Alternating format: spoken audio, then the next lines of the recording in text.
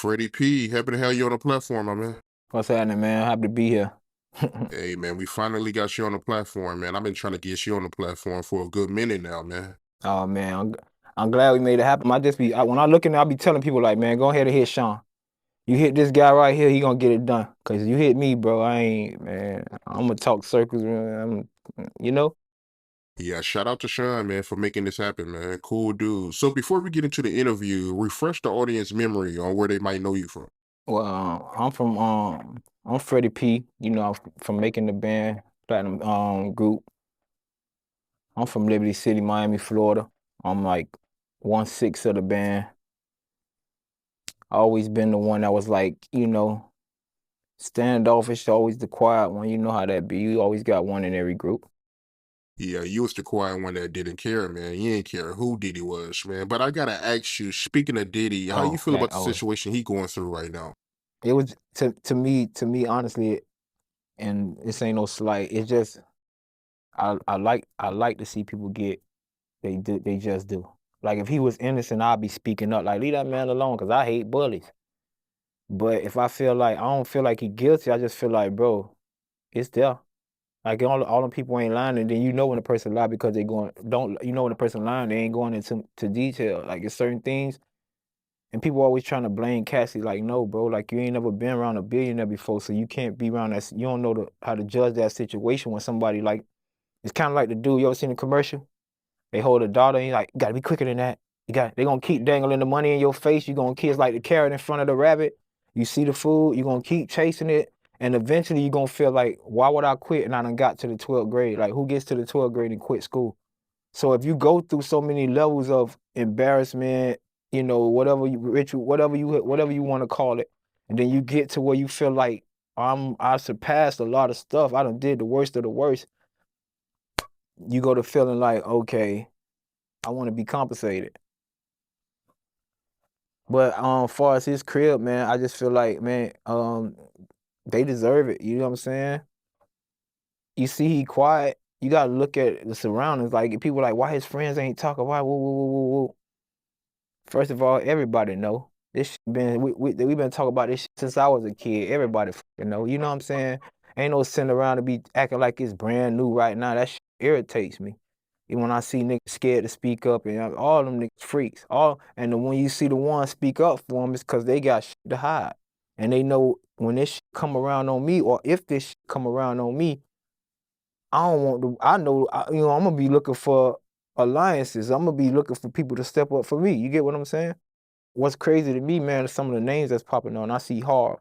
Y'all don't know who Harv Pierre is. I do. This a nigga who like me and this nigga done had real like words to words. Like me and them niggas done went through real yeah. Like me and the nigga Diddy, you know what I'm saying? Nigga Diddy threatened me. He because I'm the type of person like, bro, you could if you around me, bro, you gonna see, bro, anybody I'm around, they gonna be like, ask Fred to ask because he listen to you. Or I don't know what it is, bro. So it's like everybody around was like, I guess if sometime walking on eggshells around me and shit. And I guess in some what he had to feel he had to take back control of what his environment, because when he got back in there, it was more like every time I'm in a mood, niggas is like, and he was like, yo, Playboy Money, what you think? Nick told me some shit about and what's so crazy is if a nigga threaten you like this, right? You laugh at a nigga like, man, get your funny ass from by me, boy. I'm gonna shoot you in your whoa, whoa, whoa. You know what I'm saying? This nigga threaten you, it hit different. You hear what I'm saying? Like, and I'm a gangster. Like, I done been in real, I done seen it. I ain't gotta talk about him. Just tell you ain't nothing he can show me that I ain't seen. You get what I'm saying? So when he said this to me, uh, it hit a nerve. It was like, it was on some shit like, one day I woke up, I was in the mood. I'm in the studio, I'm snapping, whatever. I don't want to be with it. You know, when you around a bunch of goofies, you a street nigga. Sometimes you don't want to be around the nerds. Sometimes the nerds irritate you. So, so I'm in that bitch. I'm just frustrated with a lot of shit that's going on. Anyway, we get in a situation. We in front of everybody. Nigga like, he was like, man, money, man, what you think you bad or something? He was like, nigga, I'll buy every house on your block. shut every light off on that bitch, and when you come out, every time you come out that bitch, you'll get popped. So when another nigga tell you some shit like that, you like, get your animated ass out of here, goofy ass. You feel what I'm saying? When he tell you some shit like that, you go to picture him purchasing every house. You go to picturing every light on the block going off. And that shit silenced me. And for you to make that, people ask why I left the band. Like, that's why I left the band. Like, that's why I didn't do Dave Chappelle. Like, we got into that. My next time I got the chance to go home, because I had to, you're a gangster. It's like, when you ain't got your gun on, you got to play it off sometime. So I had to play it off. I tried to, man, listen, I don't even want to talk. It's because I don't know statute of limitations and stuff like that. But I tried to get his pussy. You feel what I'm saying? Like, he didn't know he was threatening. I'm pretty sure he know now. He probably done been living in Miami long enough. He know now who he was threatening. He know how I'm rocking. But at that time, you know what I'm saying? He ain't know what my mind state was. I ain't got shit, bro. I ain't come for shit. I will be the one to put you on the news and me. You get what I'm saying? That's how I felt at that time. Like, boy, you threaten me? Like, niggas in the street don't threaten me. I'm going to war with real killers, and they ain't out there like this. You niggas I know standing on business, and you, that's how I felt. Like, oh, I gotta have you. And later on that night, I was trying to take his ass out. You feel me? Like, me and my dog, God rest his soul, we was in like a G-Wagon, and he had his little 2.2s. I had a little pistol on me, whatever. I had the Mac, he had whatever, and we was waiting on his pussy to come out.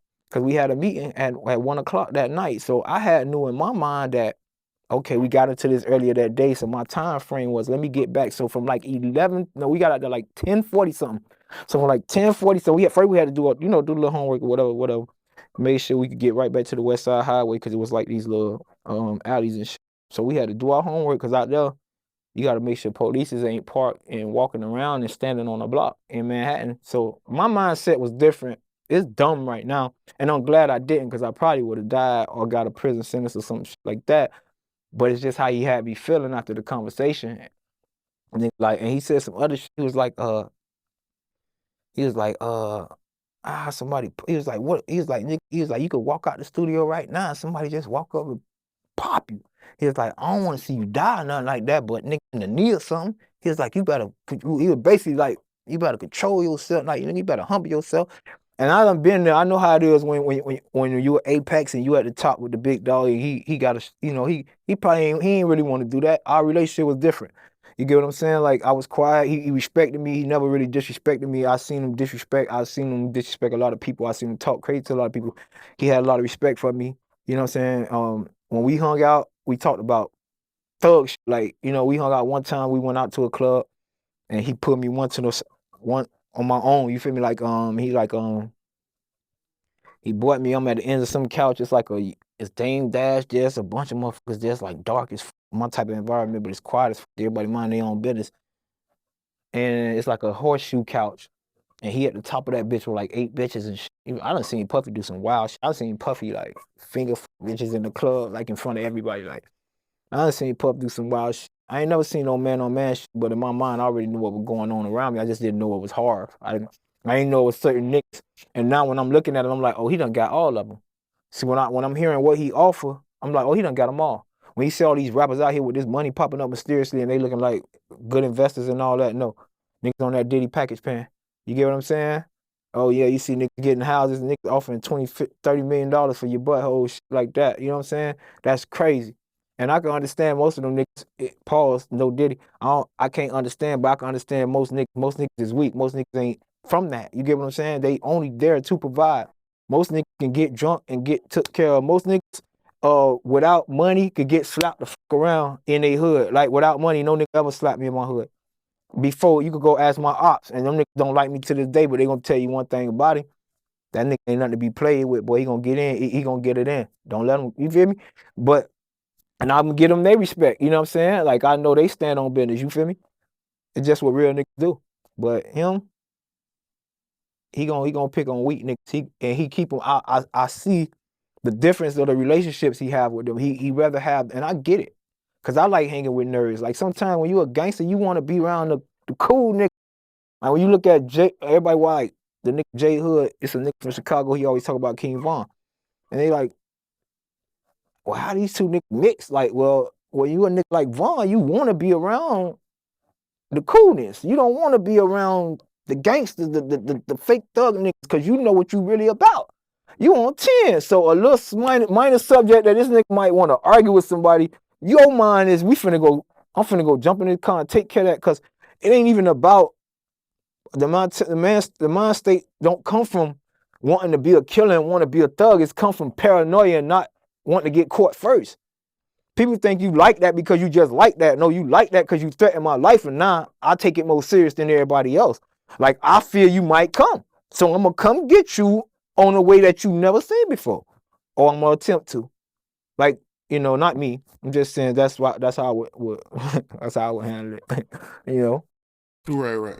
But yeah, just to backtrack, Diddy, he told you directly that he'll buy every house on your block, and every time somebody come out, they'll get shot. Hell yeah. He said, I shut every light off on that bitch. Now, picture that. You go to picturing it. It's him. You like, oh, this nigga can really do this shit. You hear me? Like, what the Yeah, it ain't like no nigga in the hood. Man, trust me, man. Get put up. That was a different threat right there. Because you gotta understand, the man got my social. The man got my itinerary. So all that fake, I would tell my son, you're gonna live to be 42 if you pick and choose your battles wisely, not be the most gangster nigga in the room. Ain't no such thing as the baddest man in the world, because there's always somebody like your uncle or somebody like your daddy. And somebody that's 10 times worse than us who ain't got a conscience, who don't care about God. You know what I'm saying?